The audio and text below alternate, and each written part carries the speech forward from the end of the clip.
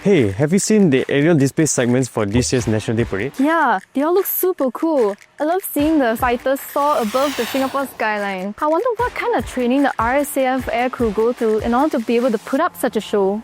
Actually, that's what we're here for today. I'm Alicia. I'm Ian. And we are students in the Singapore Youth Flying Club. Today we're here at 142 Squadron in Paya Lebar Air Base to find out what goes on behind the scenes for the F-15 SGs that are involved in this year's National Day Parade. Hello. Welcome Alicia and Ian. I'm Major Dallas Ang, call sign switcher, and I am the pilot for F-15 SG. Hi, I'm Major Ibdi Hao, call sign staff. I'm a weapon system officer for the F-15 SG. Thank you for having us here. So what are some maneuvers we can expect to see at this year's NDP? For 142 Squadron, we are primarily performing 3 profiles: enhanced salute to the nation, the SG-60, multi-axis flight pass.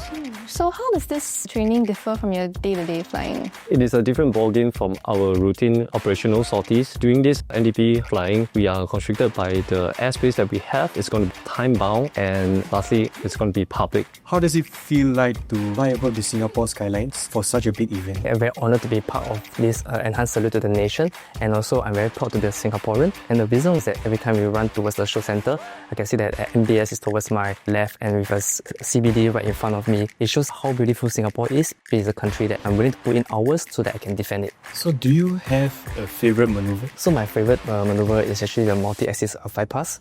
A multi-axis flight pass involves a 2 formation, one coming from the north and one coming from the south, where we actually fly past each other. And once we flash past each other, we'll go to a vertical maneuver. That's so cool. Other than the aircrew, are there any others that are involved to make this aerial display a reality?